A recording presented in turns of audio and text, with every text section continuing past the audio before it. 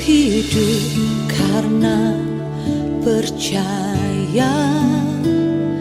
Kau yang berjanji setia, pengharapanku selalu ada di dalam-Mu. Ku tidak akan menyerah meski dalam kesesakan. Seluruh hidupku dalam. Shalom, selamat pagi Shalom, Bapak Ibu Saudara pagi. sekalian. Apa kabar semuanya? Amin. Yang di rumah baik-baik saja? Haleluya. Kita baik sebab kita punya Tuhan yang baik. Amin. Yes. Dia sungguh baik. Haleluya.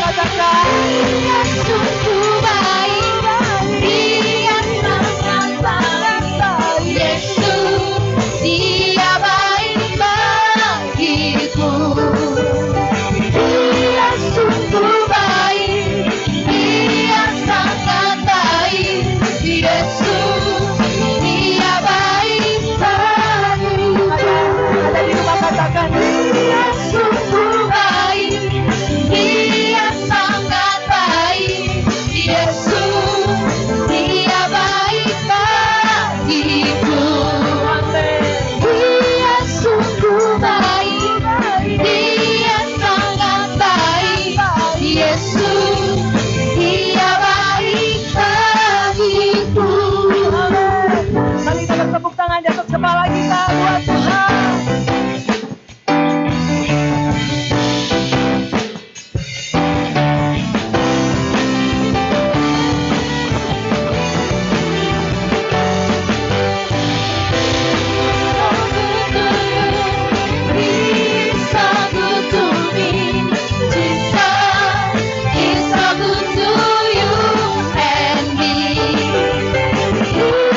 So good to you.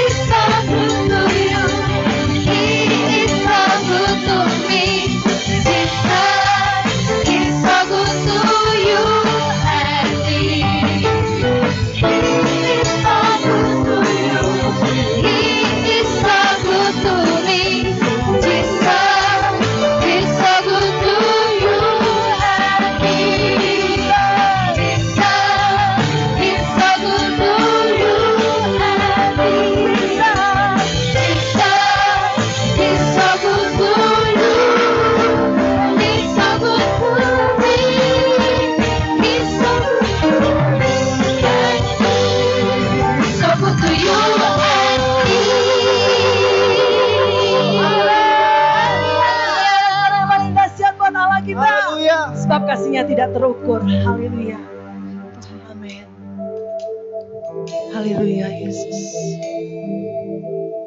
Haleluya Tuhan Yesus. Haleluya Tuhan Yesus.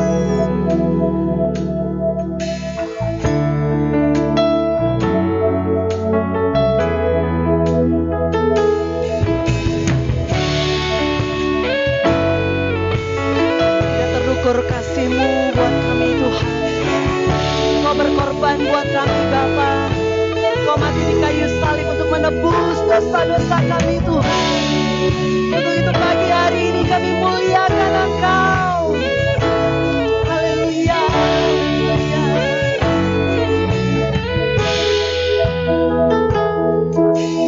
Tak terukur kasih-Mu Yesus, Kau telah mati gantikan diriku. Kau curahkan darah-Mu untuk tebus dosaku. Katakan tak terukur kasih-Mu.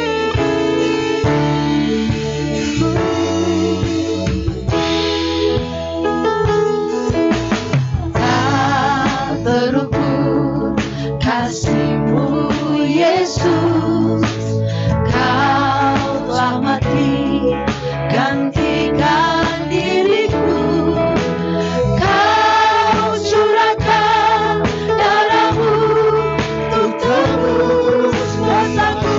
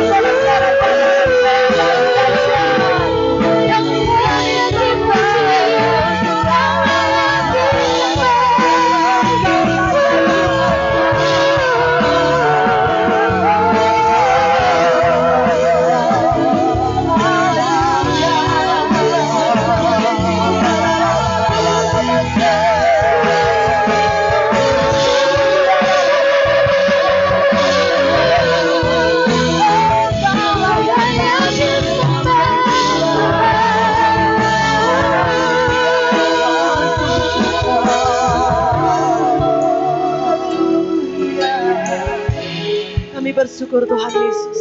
Oh, kasih-Mu begitu besar buat kami Tuhan. Engkau mau mati di kayu salib untuk menebus segala dosa-dosa kami Bapa. Untuk itu Tuhan Yesus, pagi hari ini kami akan bersekutu dengan tubuh dan darah-Mu Tuhan. Layakkan kami Bapa, ampuni segala dosa kelemahan kami Tuhan. Kami sambut tubuh dan darah-Mu dengan mengucap syukur.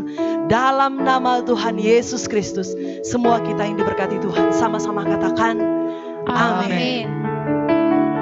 Puji Tuhan, saudara-saudara yang terkasih, saatnya kita akan masuk untuk menerima tubuh dan darah Tuhan. Mari kita persiapkan hati kita persiapkan hidup kita untuk menerima perjamuan kudus. Namun sebelumnya, mari kita berdoa terlebih dahulu. Puji dan syukur kami panjatkan kehadirat-Mu Bapa Surgawi. Kalau pada pagi hari ini Tuhan, kami akan menerima tubuh dan darah. Kiranya Kamu layakkan kami, ampuni segala dosa kesalahan kami Tuhan. Sehingga ketika kami makan dan minum tubuh dan darah Tuhan, kami dapat memperoleh kekuatan baru di dalamnya. Terima kasih Bapa, kami sambut tubuh-Mu dan darah-Mu di dalam nama Tuhan Yesus Kristus. Haleluya. Amin. Layaklah Kau Tuhan. Layaklah Kau Tuhan, dipuji dan disembah dengan segenap hatiku. Layaklah Kau Tuhan, dipuji dan disembah dengan segenap jiwa ragaku. Layaklah Kau Tuhan, dipuji dan disembah dengan segenap hatiku. Layaklah Kau Tuhan, dipuji dan disembah dengan segenap jiwa ragaku. Dengan segenap jiwa ragaku. Sekali lagi Dengan segenap jiwa ragaku.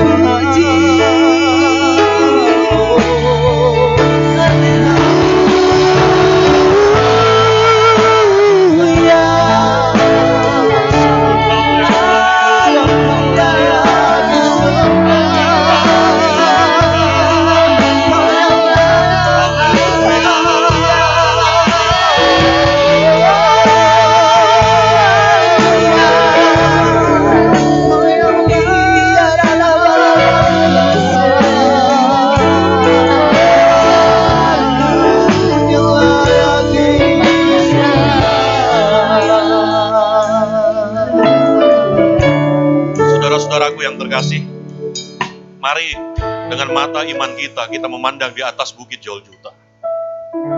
Di sana ada tubuh yang tidak mengenal dosa, harus tergantung di atas kayu salib. Berdarah-darah, dikenakan mahkota duri, dicambuk, diperlakukan secara tidak manusiawi.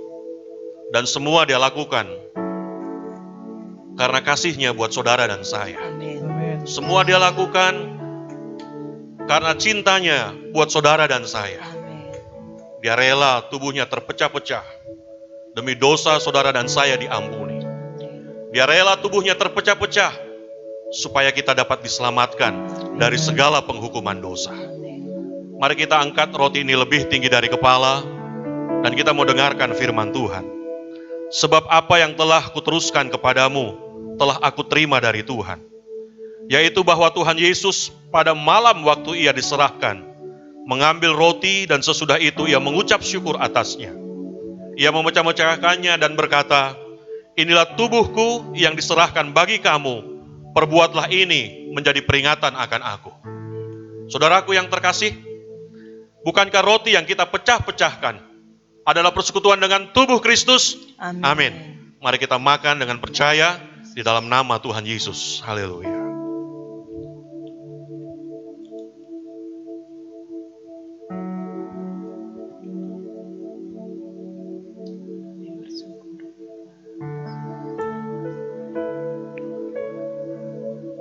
Haleluya. Tubuh yang tidak mengenal dosa itu harus mengalami siksaan, harus mengalami penderitaan, dan darahnya tercurah bagi kita semua. Kita tahu oleh darahnya mujizat terjadi dalam kehidupan ini. Kita tahu berkat darahnya segala penyakit kita disembuhkan oleh Tuhan. Dan kita percaya oleh bilur-bilurnya hari ini penyakit kita telah disembuhkan oleh Tuhan. Mari kita angkat cawan ini lebih tinggi dari kepala dan kita mau mendengarkan firman Tuhan. Sesudah makan, lalu ia berkata, "Cawan ini adalah perjanjian baru yang dimeteraikan oleh darahku. Perbuatlah ini setiap kali kamu meminumnya menjadi peringatan akan aku." Saudaraku yang terkasih, bukankah cawan pengucapan syukur yang atasnya kita ucapkan syukur adalah persekutuan dengan darah Kristus? Amin. Amin. Mari kita minum dengan percaya di dalam nama Tuhan Yesus. Haleluya. Kita angkat kedua tangan kita kepada Tuhan. Kita mengucap syukur buat kebaikannya. Kita sembah Tuhan. Kita tinggikan Dia. Kita agungkan namanya. Haleluya. Haleluya. Kami muliakan Engkau. Kami tinggikan. Haleluya.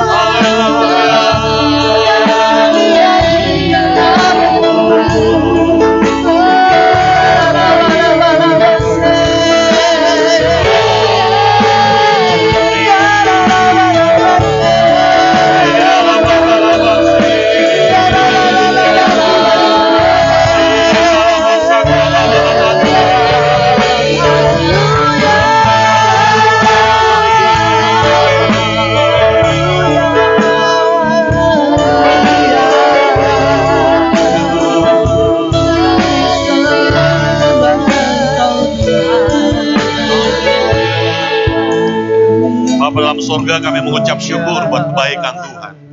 Kami mengucap syukur buat korban Kristus di atas kayu salib. Hari ini kami percaya kami telah diselamatkan. Amin. Hari ini kami percaya kami telah dibebaskan dari kutuk dosa. Amin. Hari ini kami percaya Tuhan, semua penyakit kami telah Engkau sembuhkan. Amin. Kami bersyukur buat tubuh-Mu. Kami bersyukur buat darah-Mu yang telah tercurah bagi kami semua. Kami tahu Tuhan, Engkau lakukan buat kami karena Engkau mengasihi kami. Amin. Terima kasih Bapa. Kami mengucap syukur buat kasih setia-Mu, buat korban-Mu di atas kayu salib. Di dalam nama Tuhan Yesus Kristus. Haleluya. Amin. Shalom saudara, saya mengucap syukur kepada Tuhan kalau hari ini kita bisa bersama-sama kembali di dalam ibadah online. Saya berdoa dalam setiap ibadah kita memperoleh kekuatan baru di dalamnya. Saya juga berdoa supaya kita semua yang ada pada saat ini diberikan kekuatan, diberikan kesehatan, diberikan perlindungan oleh Tuhan. Saya yakin dan percaya tangan Tuhan yang kuat selalu akan melindungi kehidupan kita.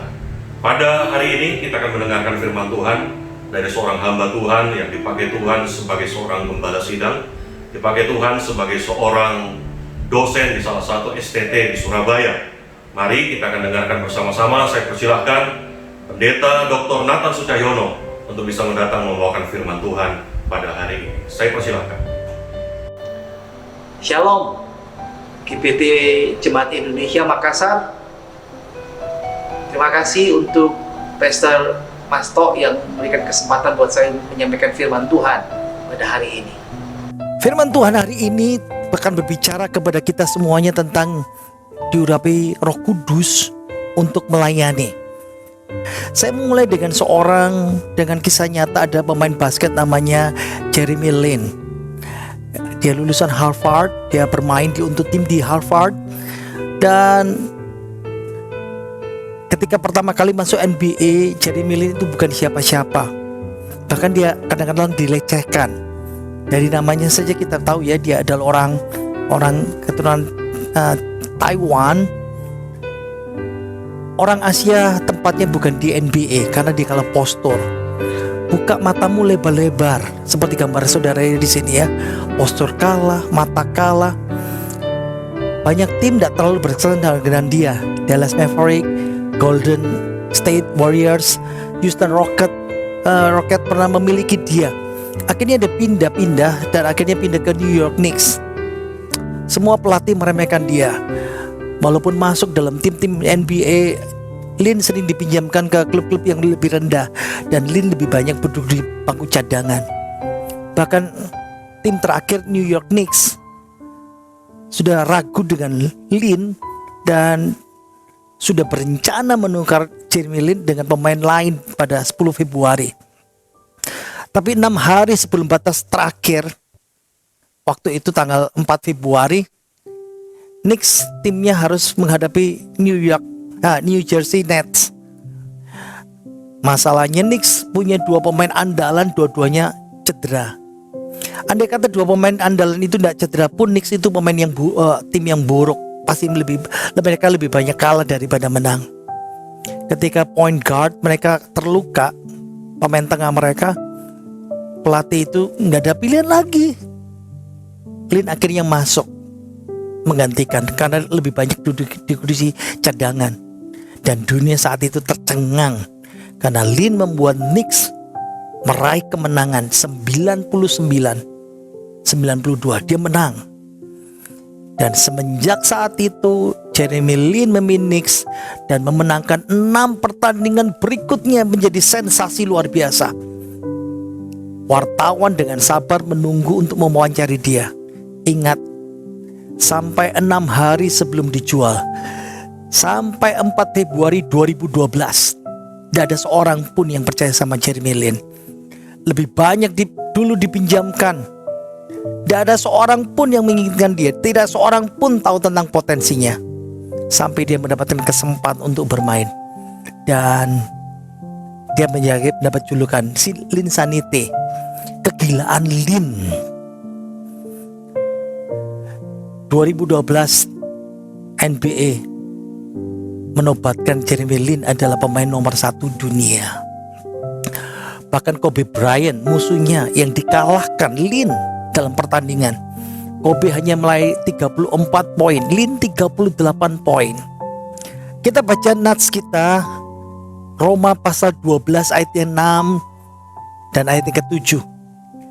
Demikianlah kita mempunyai karunia yang berlain-lainan menurut kasih karunia yang dianugerahkan kepada kita. Jika karunia untuk melayani, baiklah kita melayani. Kita mau fokus kepada satu orang seperti Jeremy Lin. Orang tidak bisa lihat potensinya. Siapa? Orang ini adalah Ananias. Nama Ananias hanya disebutkan dalam Kisah Rasul pasal 9 dan pasal 22, lalu dilupakan orang. Bahkan orang Kristen banyak membingung antara Ananias yang dipakai Tuhan dengan Ananias Safira, 2 orang yang berbeda. Ananias ini bukan pengikut Yesus yang ngetop, dia orang biasa. Dia punya teman seangkatan yang ngetop, ada Matias, ada Stefanus, ada Filipus. Ananias ini seperti Jeremy Lin, bukan orang hebat, tidak menonjol. seperti saudara dan saya, tidak menginspirasi siapapun, sampai tiba saatnya Tuhan berikan dia kesempatan. Ananias dikenang jasanya. Orang biasa yang mendoakan tokoh hebat Paulus. Paulus memulai pelayanannya dari pelayanan seorang yang bernama Ananias. Kita baca Kisah Rasul pasal 9 ayat yang ke-11. Firman Tuhan, mari pergilah ke jalan yang bernama jalan lurus, dan carilah di rumah Yudas seorang dari Tarsus yang bernama Saulus. Ia sekarang berdoa. Jalan lurus, straight street, itu ada di Damaskus, Syria. Saudara lihat gambar ini. Ini betul-betul jalan lurus yang 2000 tahun yang lalu Ananias mencari Paulus di rumah seorang bernama Yudas. Di jalan ini, jalan yang sama 2000 tahun yang lalu. Pelayanan Ananias sederhana. Yang dia harus lakukan adalah diletakkan tangan di atas Paulus dan disembuhkan dari kebutaan. Seperti slide ini ya. Ini jalan ke Damaskus. Ketika itu Paulus dia dipegang surat perintah, surat mandat untuk membunuh orang-orang Kristen. Dan di tempat jalan seperti inilah Paulus jatuh. Karena Tuhan datang kepada dia dan dia menjadi buta. Pelayanan Ananias sederhana.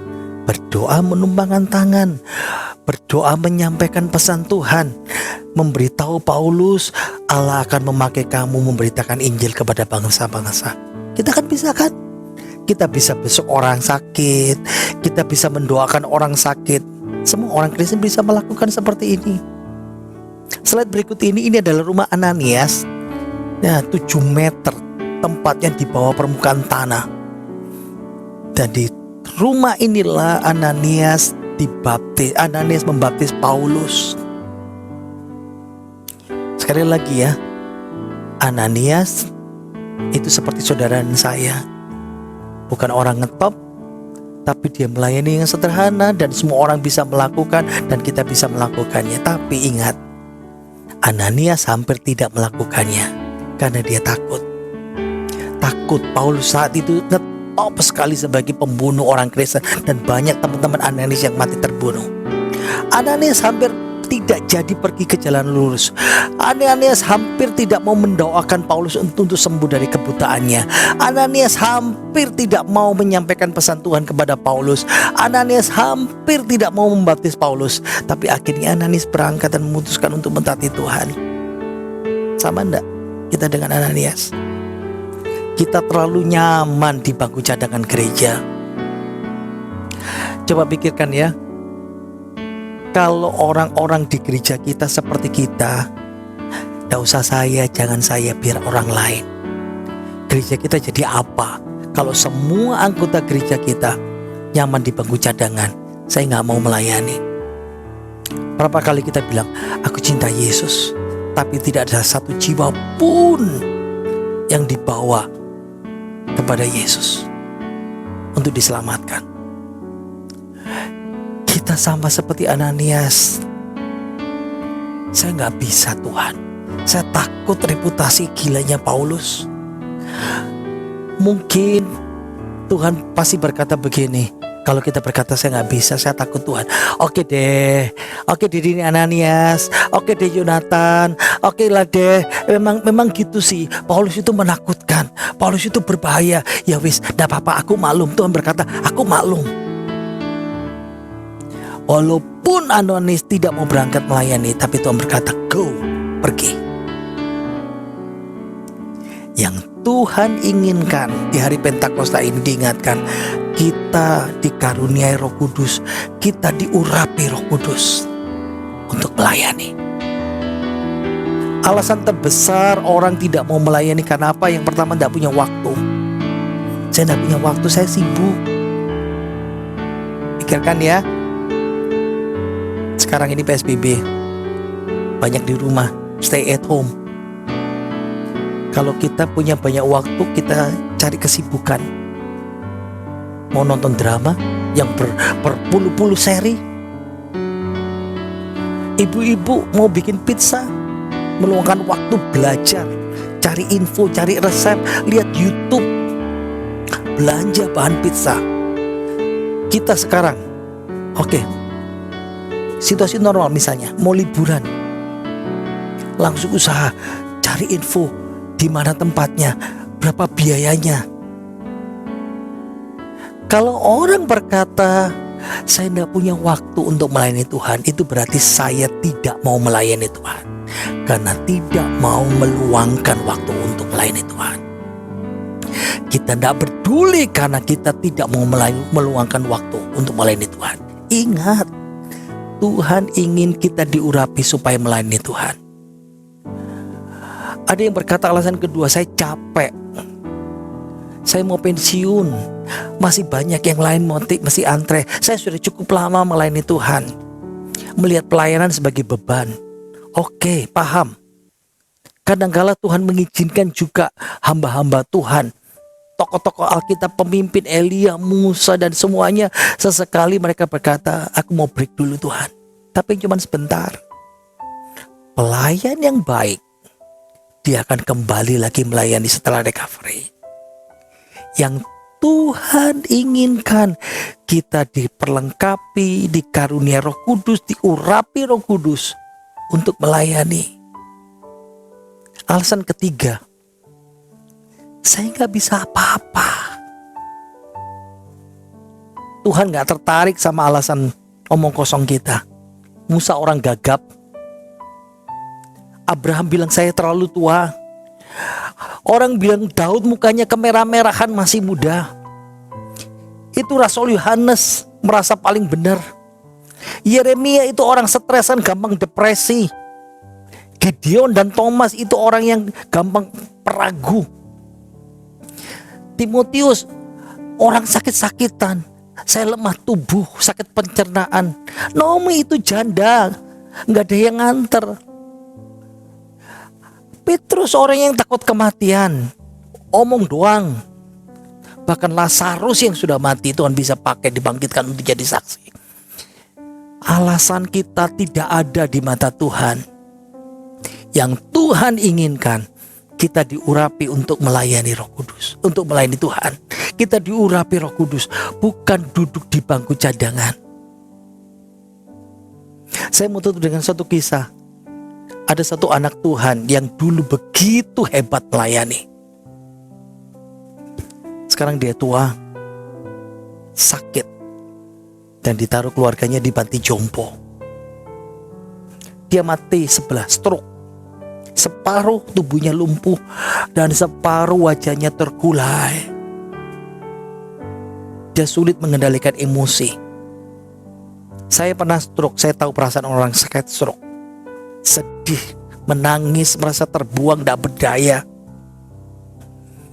Tapi Roh Kudus menjamah hatinya karena dia berdoa pada Tuhan.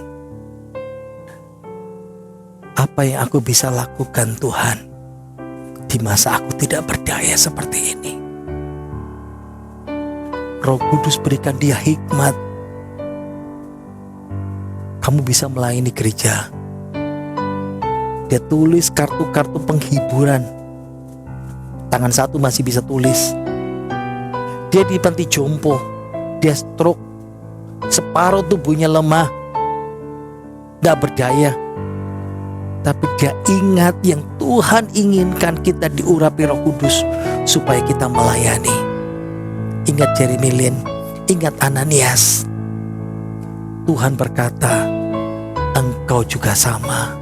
Engkau harus melayaniku. Karena Roh Kudus itu yang memampukan kita untuk melayani Tuhan. Banyak orang hebat di gereja Tuhan sekarang, di dunia ini. Di masa perjanjian baru pun banyak orang hebat. Tapi mereka hebat karena ada Ananias, orang biasa yang mau melayani, yang memberikan hidupnya. Dan Tuhan menghormati mereka. Tuhan menyebut nama Ananias dalam bukunya Kisah Para Rasul. Nama Ananias abadi. Dan ketika Tuhan memanggilnya, mengurapi dengan Roh Kudus, Ananias yang biasa memberikan hidupnya untuk melayani Tuhannya. Jadilah seperti Ananias, jadilah seperti Jeremy Lin, orang biasa yang luar biasa melayani Tuhan karena Roh Kudus. Amin. Mari kita berdoa. Kami bersyukur Tuhan untuk kebaikan-Mu, karena Engkau menolong dan mengajar kami hari ini untuk boleh melayani Engkau dengan segala keberadaan kami. Kami tahu biarlah Roh-Mu menyala-nyala dalam kehidupan kami. Meskipun kami tidak bisa melayani Tuhan, tapi Tuhan menyiapkan kami untuk melayani orang-orang di sekitar kami. Berkati GBT Jemaat Indonesia Makassar, berkati dari Gembala Sidang, berkati semua jemaat-Mu, kiranya kasih karunia-Mu boleh ada dalam kehidupan mereka. Buat kami terus berkobar-kobar untuk melayani Tuhan, tidak padam di tengah-tengah situasi yang seperti ini. Terima kasih untuk firman-Mu, terima kasih untuk kesempatan ibadah hari ini. Dan kiranya berkat Tuhan boleh mengalir dalam kehidupan kami. Sekarang saudara, mari kita menerima berkat Tuhan. Kiranya Tuhan boleh memberkati segala usaha pekerjaan kita, berkati kesehatan kita dengan berlimpah-limpah, berkati hidup kita, anak cucu menantu kita, berkati rumah tangga kita, hidup kita, dan kebutuhan kita mulai hari ini dan sampai selama-lamanya. Terimalah berkat Tuhan yang melimpah dari Bapa, Putra, Roh Kudus, dalam nama Tuhan Yesus Kristus. Tuhan menyertai kita semua. Haleluya. Amin. Selamat hari Minggu. Tuhan Yesus memberkati kita semuanya. Rasakan seluruh hidupku dalam genggaman-Mu.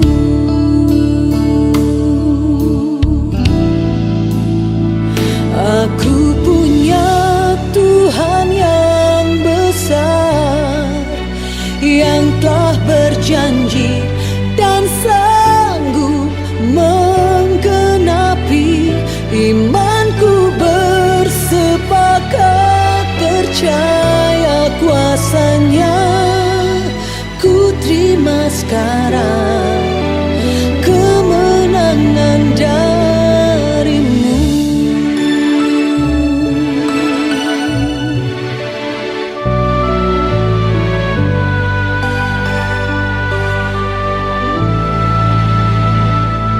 Ku tidak akan menyerah meski dalam kesesakan. Seluruh hidupku dalam genggaman-Mu. Oh, aku punya Tuhan yang besar, yang telah berjanji dan sanggup menggenapi. Imanku bersepakat percaya kuasa-Nya. Ku terima sekarang